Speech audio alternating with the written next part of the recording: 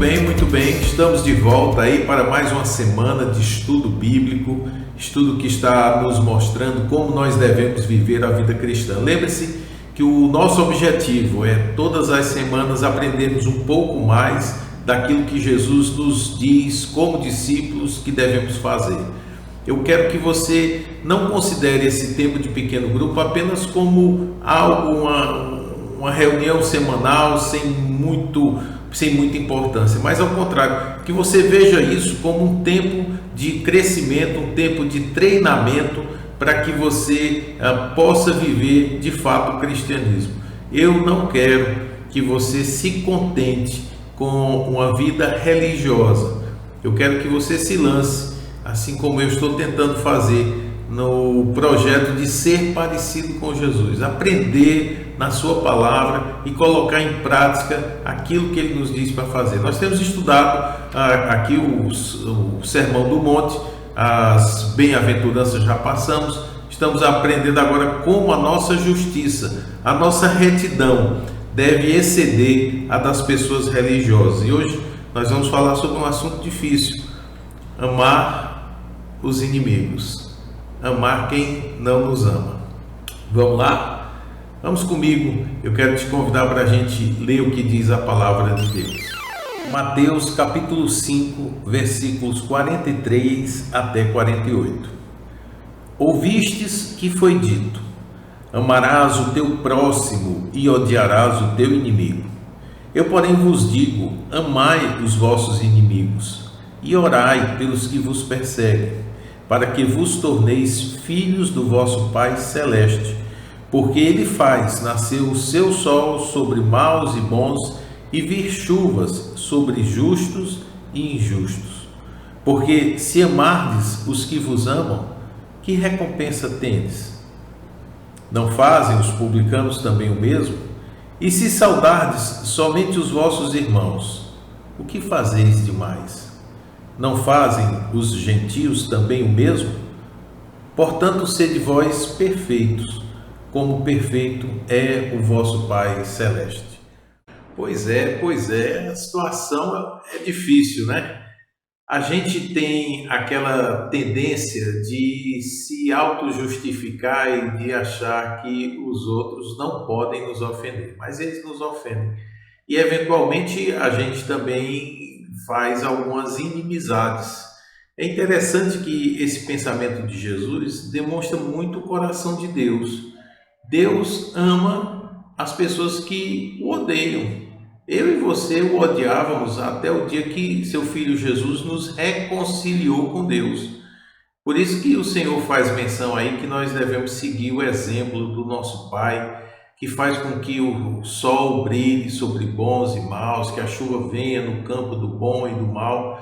Deus é um Deus bom que não defende apenas os seus. Deus protege também os ateus, Deus também protege os criminosos, Deus também faz o bem àqueles que o desprezam. Assim também deve ser a nossa atitude. É interessante que muitas vezes a gente tem aquele pensamento, né? Eu me lembro que o papai dizia isso em relação aos soldados lá do quartel.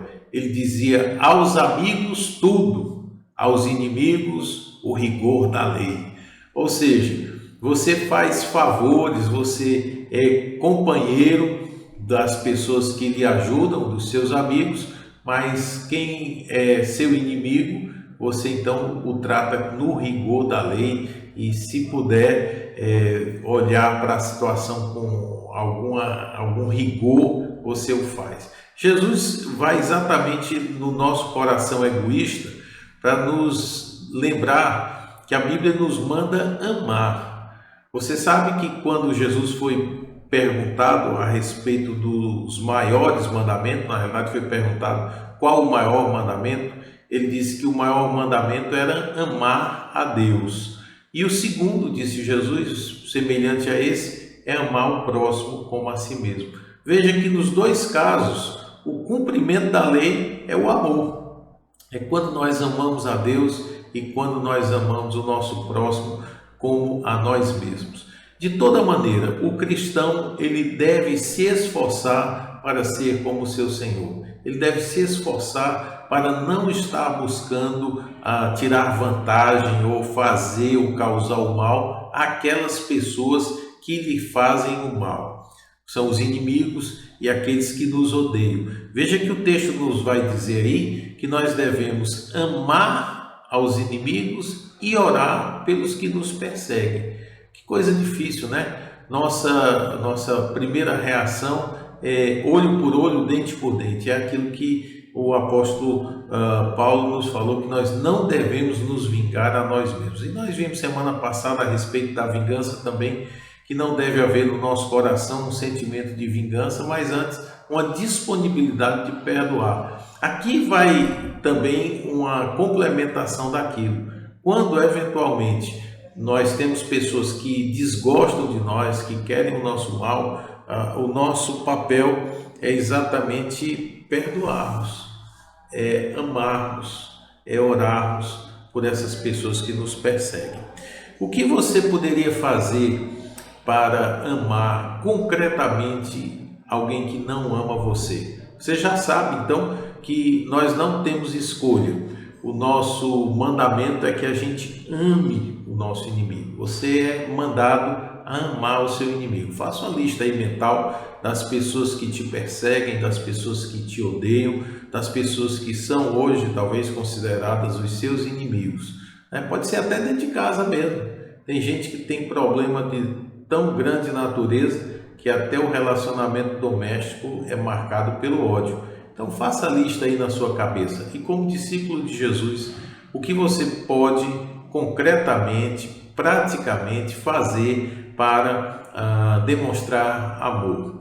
Primeiro, o amor que a Bíblia fala não é apenas um amor de sentimento. Muita gente não entende isso. Mas eu odeio fulano, como é que eu vou amá-lo? Eu não sinto qualquer interesse de amar. Não, o amor da Bíblia não é um amor sentimental, é um amor de ação. É aquele em que nós nos dispusemos voluntariamente a querer o bem daquela pessoa. Que loucura! Querer o bem de quem me odeia é exatamente o que Jesus diz. É você trabalhar, é você nadar contra a corrente e você, de fato, fazer com que o seu inimigo não seja uma pessoa odiada da sua alma, né? Então, o que você pode fazer praticamente para isso? Eu anotei aqui algumas sugestões usando alguns textos da Bíblia. Eu vou ler aqui para você, vou pegar aqui meu escrito para nos ajudar. A primeira coisa que você pode fazer para demonstrar amor pelo seu inimigo é mostrar a eles compaixão. Você já pensou que aquela pessoa tem uma história? É muito fácil a gente julgar o fato daquele momento, como é que essa pessoa é amarga, como é que essa pessoa é ingrata, como é que essa pessoa é desse jeito. É muito fácil isso. Mas se lembre que todo mundo tem uma história. Todo mundo não chegou pronto nesse mundo. Algo aconteceu para que as pessoas se tornassem o que são hoje em dia, ou para o bem ou para o mal. Pode ser que você encontre dificuldade com uma pessoa que não quer saber nada de religião. Pode ser que você tenha um colega de trabalho que tenha inveja de você, queira o seu local, queira o seu lugar na empresa. Pode ser que você tenha alguém na sua sala de estudo que tem inveja de você ou quer humilhar você. Pode ser. Se você é obrigado pela palavra de Deus a amar o seu inimigo, mostre compaixão a essa pessoa. Romanos capítulo 12, versículo 20, o apóstolo Paulo nos manda: se o teu inimigo tiver fome, dá-lhe de comer. Se tiver sede, dá-lhe de beber. Veja que é você se colocar no lugar daquela pessoa que pode estar passando por alguma necessidade. Talvez o seu inimigo tenha se tornado o que ele é hoje, porque ele passa por dores, ele passa por situações que você não passa. E talvez se você vestisse as roupas dele, calçasse os sapatos dessa pessoa, você também poderia reagir dessa ou daquela maneira. Seja compassivo, tenha compaixão com as outras pessoas. Segundo, é muito importante, controle a sua língua, né? A Bíblia diz que o poder da vida e da morte está na nossa língua. E também o sábio nos alerta que a palavra branda desvia o furor. Nossa tendência é, quando nós estamos com o coração cheio de ódio, isso vazar pela nossa boca, né? Então, vamos mudar isso. Vamos controlar a nossa língua. Quem fala mal do seu irmão se faz juiz da lei, não mais um observador. É o que diz Tiago capítulo 4, versículos 11 e 12. E nós não podemos ser assim. Para minorar os problemas com o seu inimigo, controle também o que você diz sobre ele. Às vezes até o que você fala no momento de desabafo, que seria compreensível, na hora que chega no ouvido dessa pessoa que já não gosta de você, é apenas mais lenha na fogueira. Evite isso. Também evite conflitos e mantenha a paz. Sabe por quê? Porque tem muita gente que é casqueira, criador de caso, rixento, briguento. Falou um comigo, eu vou devolver com 7 pedras na mão. E você não é obrigado a fazer isso. Na realidade, nosso mandamento de amarmos o nosso inimigo deveria tirar de nós esse ímpeto de querer o mal, ou de rebater a pessoa, ou de causar o mal a quem nos causa o mal. Conscientemente, você deve evitar conflitos. Escolha as suas lutas. Nem sempre um bate-boca vai gerar algum benefício. Pode no momento te aliviar, mas isso pode também criar um problema ainda maior no futuro. Então, evite conflitos, mantenha a paz. 2 não brigam se um não quiser. Então, sem perder nada e sendo consciente de que você quer seguir a Jesus Cristo, simplesmente diz: olha, eu não estou disposto a conversar, não estou disposto a brigar com você, espero que Deus traga paz ao seu coração. Se levante e saia, né? Haja com atos de bondade e busque o bem do seu inimigo. Essa é talvez a melhor definição do que é o amor. Haja com atos de bondade. Nosso coração deseja matar, o nosso coração deseja olho por olho, nosso coração deseja, na realidade, o mal daquela pessoa. É o que todos nós somos como pessoas rebeldes. Mas o mandamento do Senhor nos leva a produzir o fruto do Espírito, e o fruto do Espírito é benignidade, é bondade. Haja com atos de bondade, busque o bem daqueles que lhe perseguem, e inclusive é um dos mandamentos do Senhor orar pelos que lhe perseguem. Você pode pensar, haverá bem maior a uma pessoa dessa do que ser abençoada por Deus? Que maior benefício alguém pode ter do que a paz com Deus? E se você orar pelo seu inimigo, pedindo que Deus o abençoe, sim, você está dando a ele alguma coisa boa, você está agindo com bondade para com ele. Outra coisa que eu coloquei aqui: seja gentil e sorria para o seu inimigo. Sorria para o inimigo, não é do inimigo. Inclusive, existe um provérbio que diz que a gente não deve rir do nosso inimigo no dia da sua calamidade, para que o Senhor não se ire contra nós. Então preste atenção nisso. Tem gente que vive apenas para a queda do seu inimigo. E a Bíblia diz que nós não devemos fazer isso, porque Deus é vingador destas coisas. Pode ser até que Deus alivie a queda do seu inimigo só para quebrar a sua castanha. Então não faça isso. Ao contrário, seja gentil e sorria para o seu inimigo. Eu me lembro de um comercial de algum tempo atrás. Isso ficou guardado na minha mente, no meu coração, e eu tenho colocado isso em prática, né? Não existem portas fechadas para um sorriso aberto. Muitas vezes, queridos, um sorriso, um olhar com um semblante descarregado, ele desarma as pessoas que nos querem o mal. Não seja zombador, não é isso.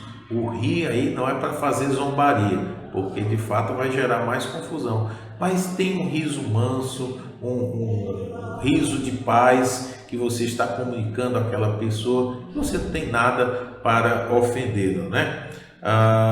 Perdoe, mais uma ação que demonstra amor ao nosso próximo.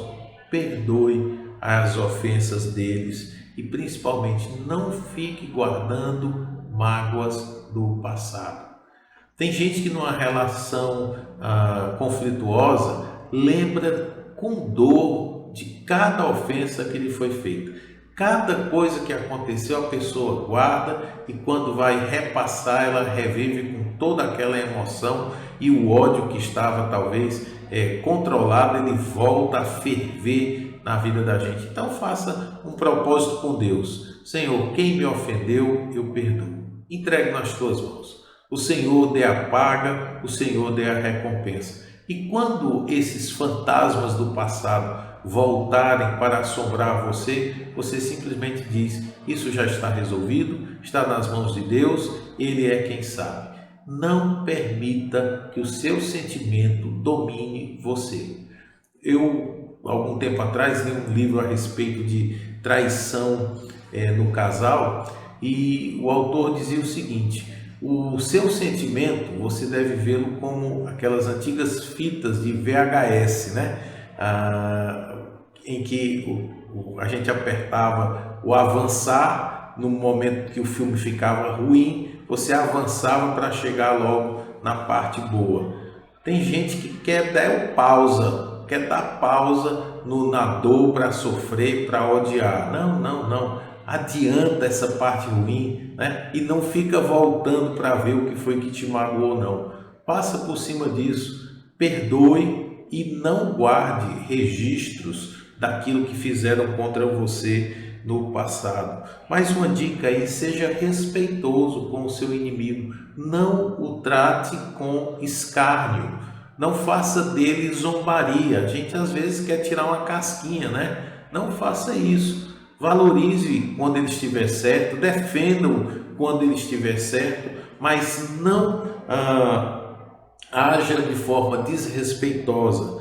Há muita gente que se coloca a perder, às vezes até a própria vida, porque não age de forma respeitosa ou com o seu inimigo, ou com algum familiar seu. E por fim, queridos, uma forma certíssima para que você ame o seu inimigo, para que você não se deixe levar pela nossa atitude natural de odiar aqueles que nos fazem mal. O principal de tudo isso é: seja cheio do Espírito Santo de Deus. Seja cheio do Espírito Santo de Deus. Por quê? Porque se você estiver cheio do Espírito Santo, a sua boca vai falar coisas boas, vai falar entre si com salmos, com hinos, com cânticos, com ações de graça. A sua boca será uma fonte de coisas boas a jorrar. Segundo, se você está cheio do Espírito Santo, o fruto que vai aparecer na sua vida é o melhor possível.